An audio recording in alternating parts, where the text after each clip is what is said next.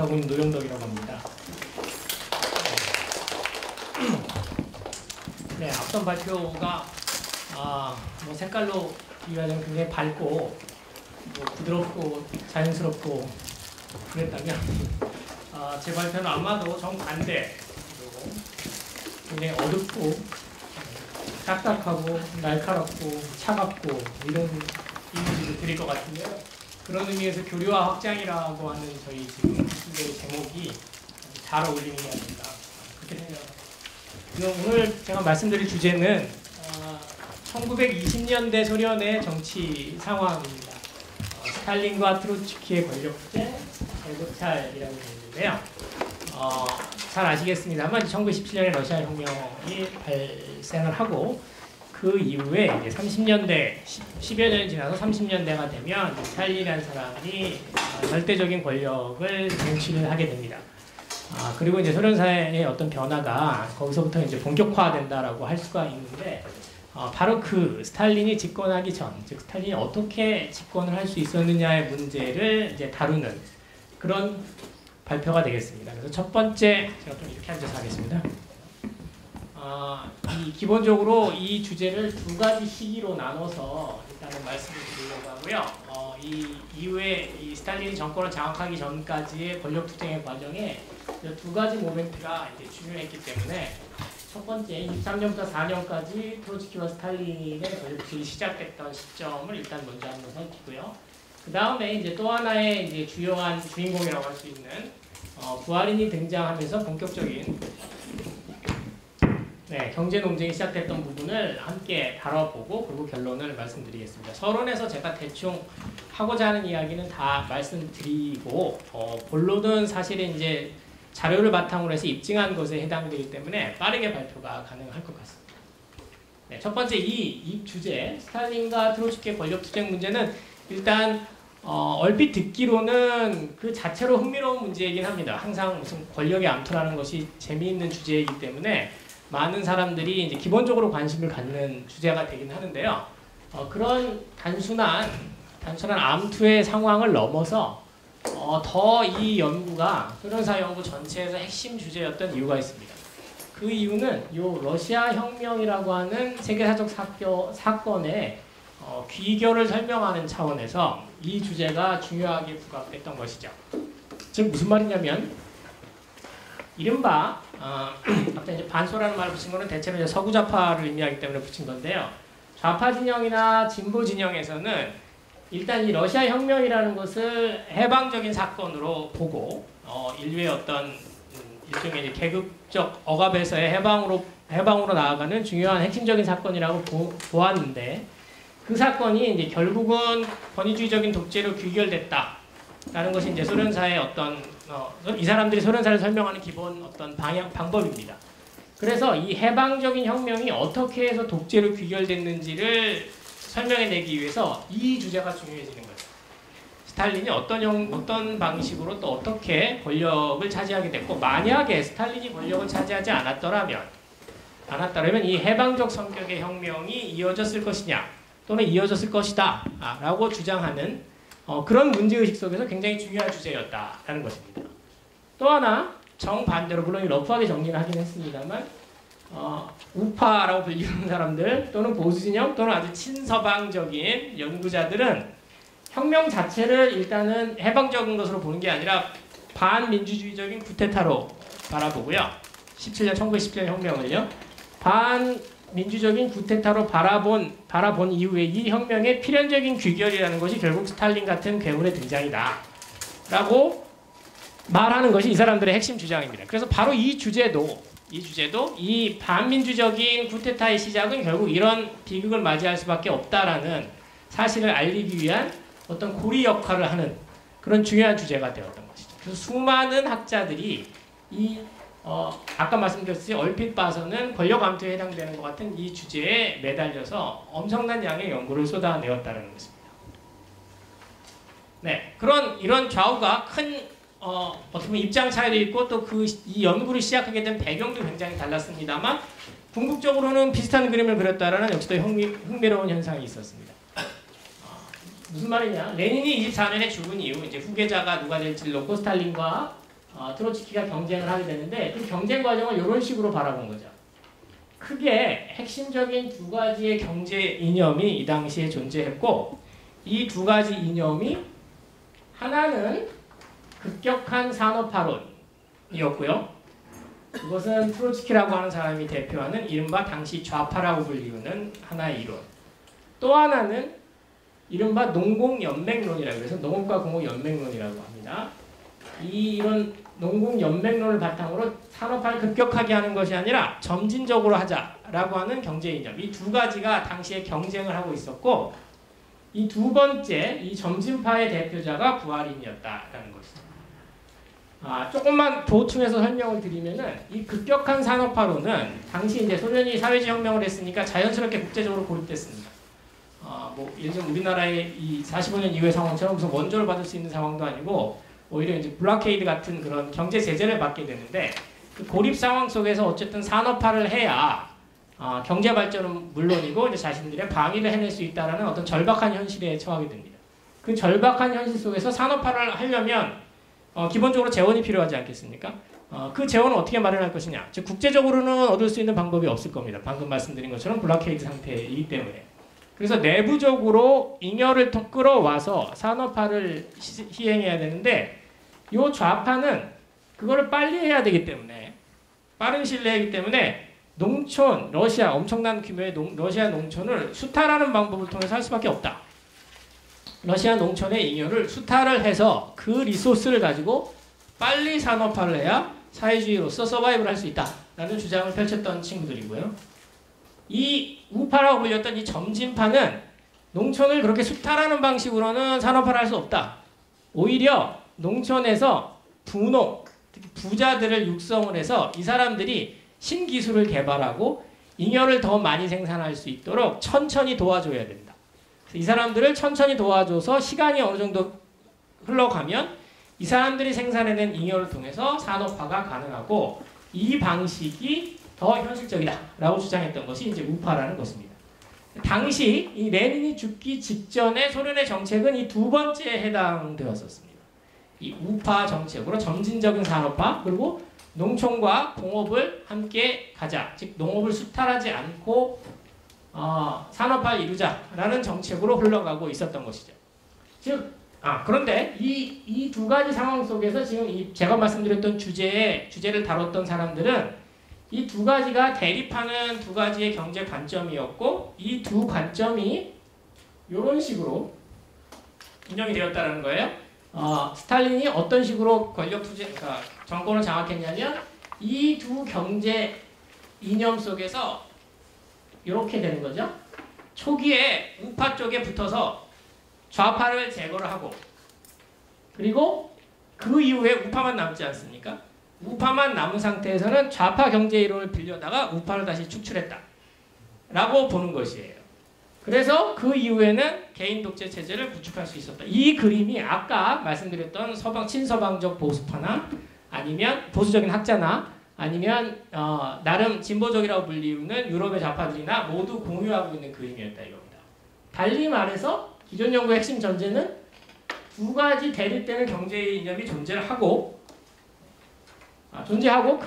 이 이념 속에서 스탈린이 줄타기를 하면서 나름 정치적인 테크니션으로 정권을 차지할 수 있었다라는 그림으로 그려냈다라는 것이죠. 흥미롭게도 이 두 가지 경제 이념의 대립적인 경제 이념의 존재라는 것은 이후에 다른 공산주의 국가 연구에도 다 그대로 적용됐습니다. 즉 소련 연구가 이렇게 진행이 되니까 그 다음 중국 연구에도 이를테면 중국에도 유속이라는 온건파가 있고 모택동이라는 급진파가 있었다. 경제나 어떤 사회문화 정책에서요.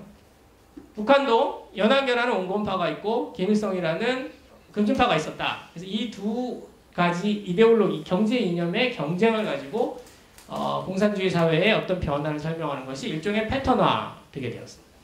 이게 지금까지가 기존 연구고요. 지금 제 연구는 바로 이 기존 연구의 그림에 문제를 제기한다라는 그런 의미입니다. 어떻게 문제를 제기하고 어떤 식으로 결론을 내렸느냐? 소련 지도부의 경제 사상에 큰 차이 없었다라는 것이죠. 두 가지로 나눌 수 있는 두 가지 파로 대립했다라는 것은 근거가 부족하다라는 것이고요. 좌파적으로 생각하는 것과 우파적인 사고가 존재하였다는 것은 있었습니다. 그러니까 즉 급진적으로 할까 아니면 온건하게 할까라는 생각 자체는 있는데 이것이 지도부의 어떤 팩션과 1대1로 매치가 돼서 좌파가 존재하고 우파가 존재하면서 권력 투쟁을 했던 또는 스탈린이 그 사이에서 줄타기를 했던 그림하고는 전혀 거리가 멀었다는 것이죠. 오히려 더 역사적인 진실에 가까운 그림은 지도부가 이런 사고를 상황에 따라 왔다 갔다 하면서 지금 어떤 경우에는 우파적으로 정치 정책을 펼쳤다가 또 뭐 한 1, 2년 후에는 다시 좌파적인 정책을 펼쳤다가 또는 특히 외부 상황에 따라 좌우파 경제 정책이 왔다 갔다 했던 것이 현실이었고 제가 보기에는 이후의 학자들이 이렇게 왔다 갔다 했던 부분을 주목하지 않은 채 굉장히 자기적으로 좌우파를 팩션으로 나누고 이 경제 이념을 거기다가 갖다 붙였다라는 것이 저의 주장입니다. 그래서 오히려 당내 계급투쟁이래요. 권력투쟁의 핵심이었던 트로츠키와 스탈린의 갈등의 핵심은 경제 문제를 두고 대립했던 것이 아니라 그냥 둘 사이의 정치 문제였다라는 것이 제 논문의 결론입니다. 제 발표의 결론입니다. 그래서 다시 한번 정리를 해드리면 두 경제 이념 사이에서 줄타기했던 정치권은 전혀 아니었고요. 스탈린의 원래 당시의 그림은요. 레닌 사후 소련 공산당 권력 투쟁은 국가 정책 문제와는 관련 없이 진행되었다는 것. 경제 정책 관련 문제하고는. 중요한 문제는 경제 정책 문제가 아니라 이 부분. 스탈린이 당기국, 특히 서기국이라는 게 지금 우리 식으로 하면 인사국입니다. 그러니까 지금 인사국을 장악해서 그 자신의 측근을 중심으로 해서 당을 운영해 나아가는 그런 모습에 트로츠키가 그 과정에 소외되면서 문제를 계속해서 제기했던 그림, 그 그림이 이 둘 사이의 대립의 가장 핵심적인 지점이었다. 달리 말하면 경제 이념을 통해서 대립했던 것이 아니라 정치적인 어떤 알력을 통해서 대립했던 것이다 라고 보는 것이 제 주장입니다. 그래서 지금 이런 것을 어떻게 증명을 했느냐, 과거에 이제 그 기존 연구, 수많은 기존 연구가 쌓여 있습니다만 그 기존 연구에 대해서 제 주장은 어떻게 나온 것이냐면 어떻게 보면 이제 새로운 자료를 이용할 수 있으면서 새로운 이야기를 할 수 있게 되는데요. 뭐 역사학의 매력이기도 하고 또 힘든 점이기도 합니다만 기본적으로 이제 소련 정치사는 특히 소련이 해체되기 이전에 이 두 가지 자료가 가장 핵심적인 자료였습니다. 지금 우리식으로 말하면 공산당의 전당대회 그리고 전당대회보다 조금 더 작은 규모였던 협의회라는 어떤 그런 일종의 작은 전당대회입니다. 있는데 이때 모여서 당의 지도부가 일제히 발언을 하고 또 어떤 경우는 표결을 하게 되는데요. 이 부분은 전부 다 기록이 돼 있고 전부 다 기록으로 남고 심지어는 외국에 공개됩니다. 이거는 이제 모든 공산주의 국가가 다 마찬가지예요. 중국도 마찬가지고 북한도 마찬가지고요. 그리고 이거 외에 공산당 지도부가 팜플렛이나 저작을 통해서 공식적으로 퍼블리시하는 자료들이 있습니다. 나는 뭐 이때쯤의 상황을 어떻게 보고 나는 뭐라고 주장한다. 무슨 동지는 오류다. 뭐 이런 식으로 주장하는 우리가 공산당들의 말에서 자주 듣는 그런 말들 있죠. 그런 유형의 것들이 이제 있는데요. 이런 유해, 그러니까 즉 공개된 자료는 소련이 해체되기 이전에도 다 볼 수 있었습니다. 그래서 소련이 해체되기 이전에는 다 이 자료를 가지고 이제 일종의 아까 말한 권력투쟁 문제부터 시작해서 여러 가지 문제를 학습했던 거죠. 근데 소련이 해체되고 나서 이거보다는 훨씬 더 비밀스럽고 그 내부의 인간의 그 권력가들의 알력 관계나 아니면 권력가들의 생각의 추이를 더 자세하게 추적할 수 있는 자료들을 볼 수 있게 되었습니다. 그 자료들이 이제 이런 자료들이죠. 정치국이라는 게 이제 당시 수뇌부 한 10명도 안 되는 사람들의 회의록이고요. 그 회의록이 줄곧 남아있고, 그리고 중앙위원회라는 거는 이제 전당대회보다는 훨씬 작은 규모로 공산당 당원 중에 핵심 당원들만 모여서 펼치는 회의가 있는데요. 이거는 이제 전체 당원이 대부분 모이는 거고요.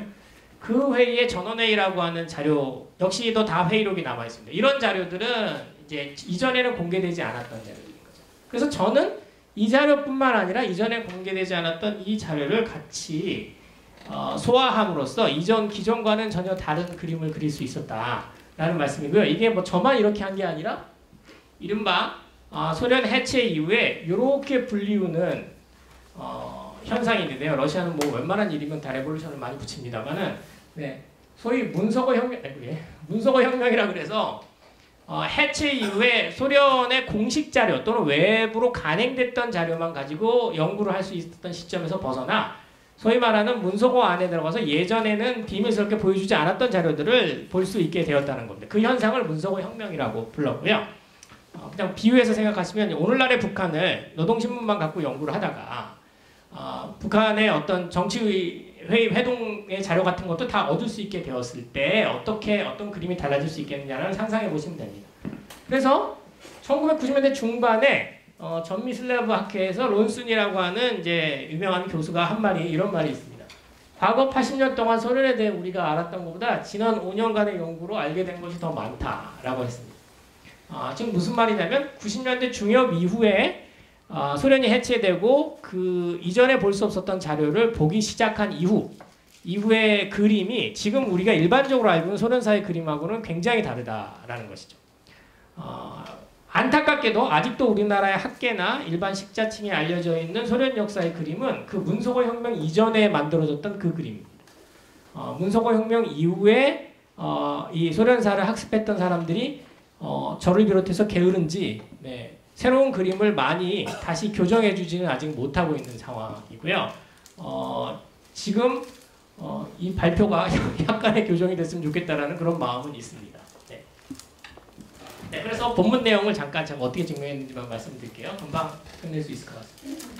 자, 이 시기, 23년부터 4년 시기에 이 기존 연구는 트로츠키의 좌파 경제관이 성립되는 시기로 봅니다.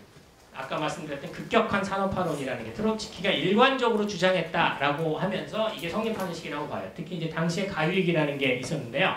이게 뭐냐면 농산물 가격은 치솟고 공산품 가격은 다운이 되는, 급격하게 다운되는. 그래서 이제 가위 모양으로 마치 그 그래프가 형성이 되는 그런 모습을 말한 겁니다. 왜 그랬느냐면 당시 소련의 농촌의 농민들이 공산품은 사지 않고 계속해서 자급자족적인 생활을 하는 거예요.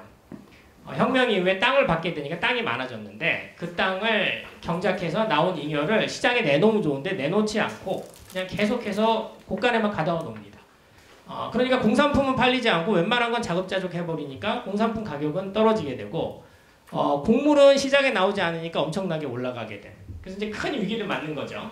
소련 입장에서는 국가 존재 자체의 어떤 위기다라는 식의 위기를 맞는 건데 이거는 이제 해결하는 차원에서 농촌에 있는 잉여를 빨리 뜯어내야 된다라고 주장하는 게 좌파의 이론이에요. 기본적으로요.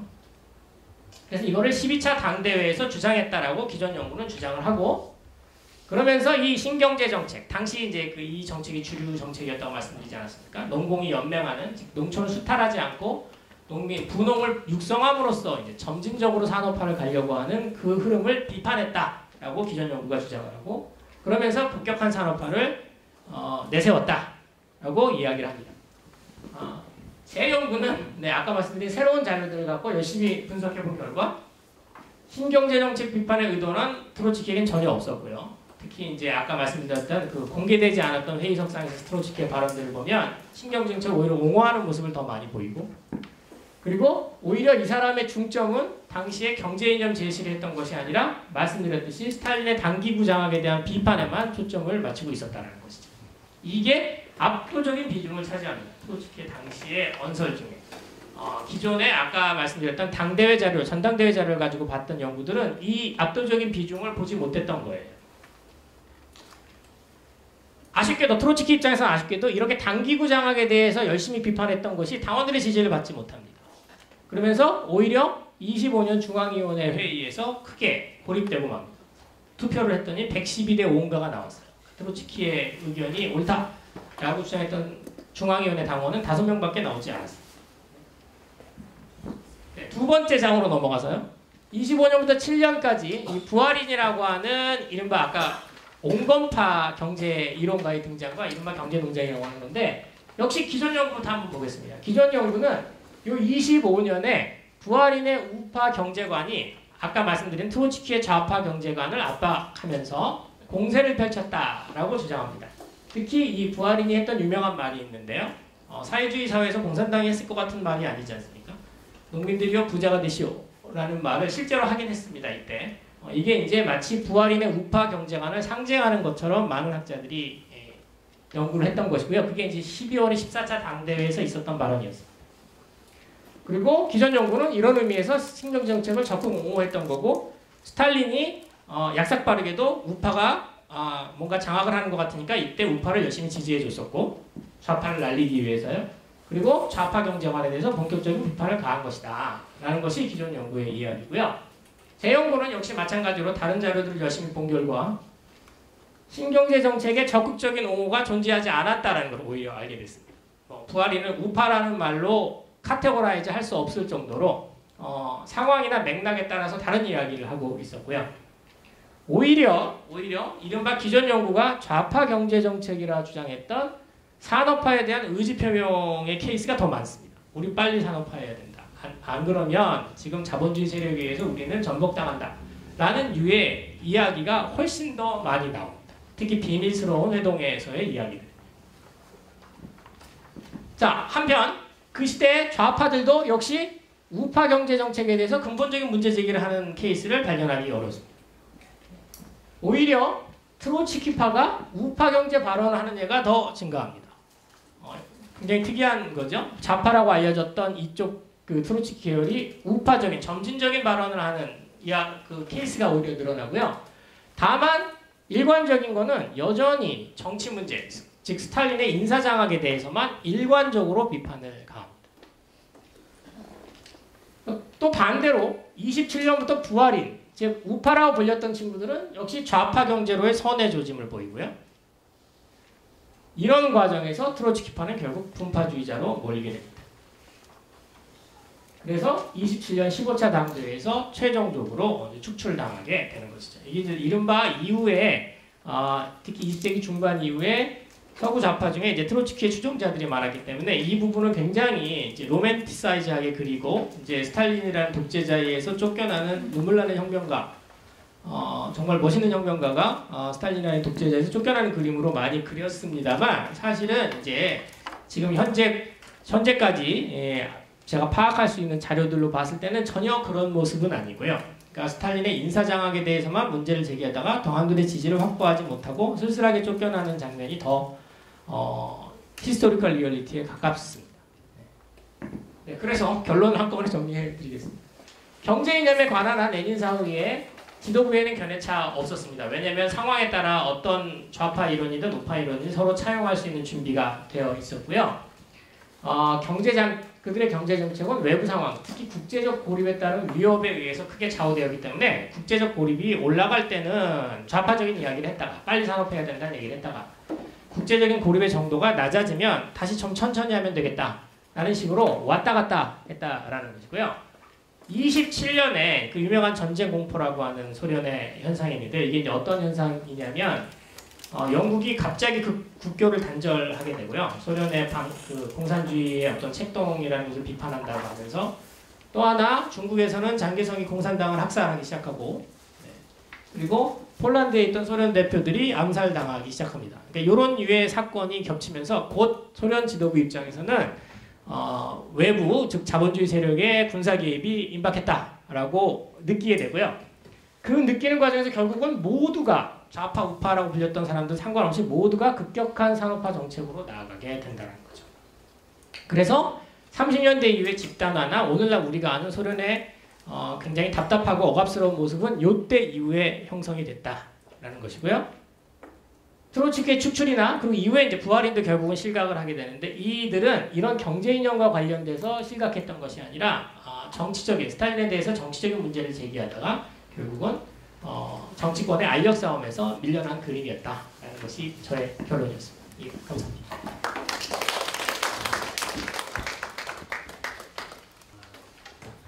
제 전공이 이제 사회학이고 또 제가 그 역사 논문을 이렇게 논평하는 것도 처음이라서 얼마나 좀 잘 할 수 있을지는 잘 모르겠습니다. 선생님 이제 논문을 좀 읽으면서 들었던 이제 단상들을 몇 가지 말씀드리는 것으로 논평을 대신 드리도록 하겠습니다.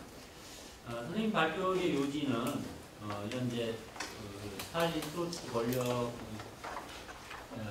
투쟁이 경제정책 논쟁이 그 본질이 아니라 어떤 정치적인 문제, 권력 투쟁의 문제라는 것이라고 이해를 했는데요. 여기서 이제 우리가 흔히 이제 이러한 이제 권력 투쟁이라는 이제 현상 또는 이제 뭐 개념을 접했을 때 갖게 되는 이제 느낌이랄까요? 뭐 이런 이제 이미지 같은 것을 이제 생각을 해보게 되었습니다. 보통은 이제 학술적으로도 그렇지만 특히나 이제 우리가 일상적으로는 이 권력 투쟁 또 그와 연관된 무슨 권력욕 뭐 이런 것들을 굉장히 이제 부정적으로 많이 보는 것 같습니다. 그래서 이러한 이제 그 트로츠키 스탈린의 논쟁이 뭔가 좀 원칙적이고 뭐 고상해 보이는 그런 것이지만 이제 알고 보면은 뭐 일종의 뭐 자기 어떤 이익의 추구, 자기 밥그릇의 추구 뭐 이런 식으로 뭐좀 폄하할 수 있는 그런 이제 느낌도 좀 갖게 됩니다. 그런데 제가 생각하기에는 이제 이런 어떤 권력 투쟁의 문제를 그렇게 이제 뭐 일상적으로나 학술적으로 이렇게 낮춰 보는 게 꼭 이제 적절한가 하는 생각이 이제 들었습니다.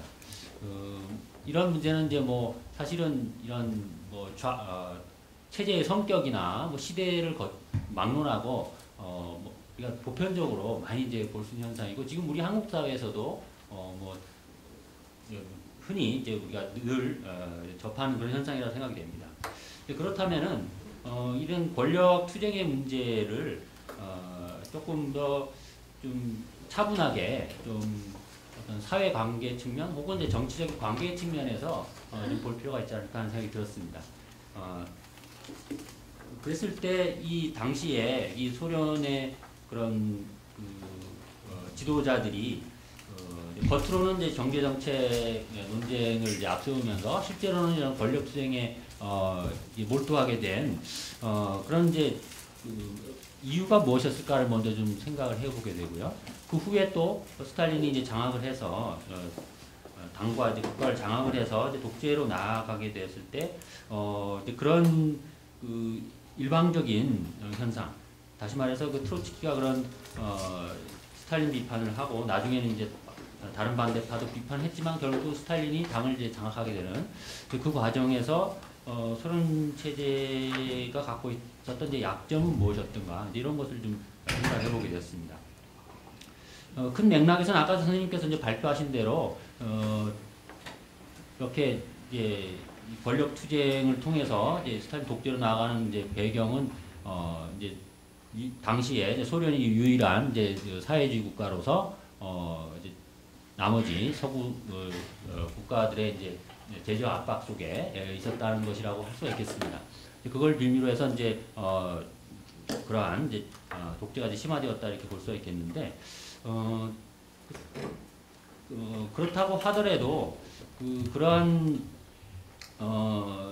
이제 외부적인 요인이 내부적으로 전이가 되어서 그 독재로 나아갈 때, 즉 권력 투쟁을 이제 심화시켜서 독재로 나아가게 되는 그 자체의 이제 취약점이 무엇이었는가 하는 점을 좀 생각을 해보게 되는데요. 이제 뭐 우리가 흔히 잘 알고 있듯이 이제 러시아 혁명이 이제 최초의 사회주의 혁명이었지만 뭐 고전적인 이제 어떤 공산주의 이론의 그 어떤 기대와 예상과는 반대로 후발 자본주의 국가 혹은 뭐 농업국가라고 해도 무방한 그런 국가에서 일어났기 때문에 그 많은 이제 여러 가지 그 정치적인, 경제적인 또 문화적인 제약 속에서 그 사회주의 건설이 시도되었기 때문에 그런 취약점이 있지 않았나 하는 생각이 들었습니다. 다시 말해서 그 이제 트로츠키와 이러한 스탈린의 대립으로 대표되는 그런 권력 투쟁이 제도화되지 못하고 또 당내 민주주의로 정착되지 못하고 어느 일방의 승리로 인한 그 어떤 독재로 귀결되었던 것은 그 어떤 이 러시아 혁명이 이제 불가피하게 가졌던 이제 역사적인 한계가 아니었나 하는 생각이 듭니다. 물론 그렇다고 해서 이제 러시아 혁명이 뭐 일부 이제 그 학자들이나 뭐 우파가 주장하듯이 뭐 잘못된 혁명이고 또 볼셰비키의 뭐 굉장히 그 무슨 음모론적인 그런 행동의 결과다 이렇게만 단순하게 보는 건 또 적절치 않은 것 같습니다. 뭐 근본적으로 봤을 때 당시 이제 러시아가 이제 후발 그 자본주의국가, 농업국가로서 닥쳤던 겪었던 이제 많은 문제들을 그 봉건적인 이제 차르 체제가 해결하지 못했기 때문에 어떻게 보면 이제 이런 볼셰비키 혁명이 이제 불가피했던 측면이 있는데, 뭐 그럼에도 불구하고 그런 이제 어떤 시민 혁명의 경험이 없었다든지, 너무나 이제 생산력이 이제 미약했다든지, 공권적인 그 제도화 의식이 이제 강했다든지 하는 그런 문제 때문에 이런 이제 권력 투쟁이 당내 민주주의로 정비가 되고 제도화되지 못하고 독재로 비결되지 않았나 하는 그런 생각이 들었습니다.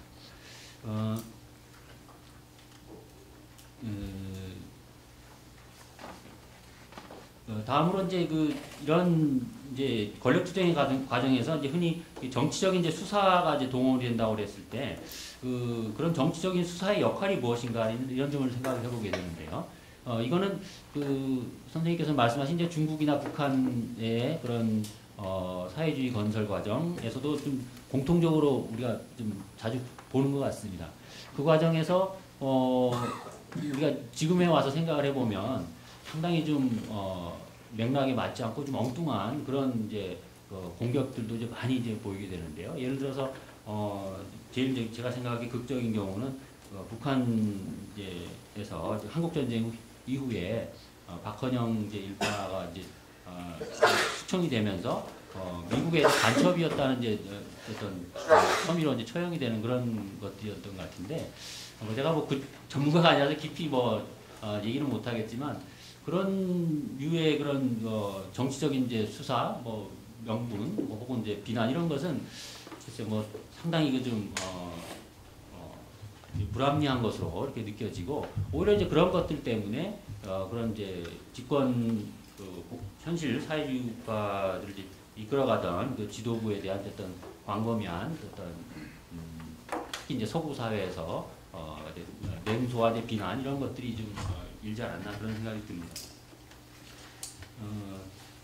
그래서 실제로 마지막으로 이제 하고 싶은 말은 이 당내 민주주의와 이제 우리 분파주의의 어떤 차이가 뭘까 하는 것인데요.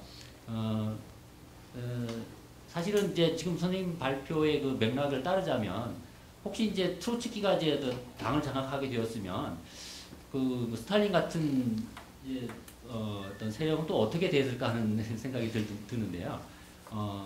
이러한 이제 제가 잠깐 언급한 이런 이제 소련 체제 내부의 여러 가지 이제 한계라든지 역사적인 상황이라든지 이런 걸 생각을 해보면 크게 다른 결과가 우리가 아는 결과가 좀 나올 수 있었을까 하는 생각이 듭니다. 그래서 이 분파주의라는 거하고 이 당내 민주주의라는 게 좀 하나는 이제 좀 부정적인 의미고 하나는 긍정적인 의미이지만 상당히 좀 어떤 정치적인 이제 어떤 행동이나 그 원리에 있어서는 상당히 좀 본질적으로는 같은 게 아닌가 하는 생각이 들고, 모든 지금 현실 사회주의 국가에서는 분파주의라는 것을 이제 배격을 하고 또 수청의 명분으로 삼고 있는데, 어떻게 보면은 이런 것이 현실 사회주의 국가에서 민주주의가 당내 민주주의가 약화되고 또 결국에는 이제 체제가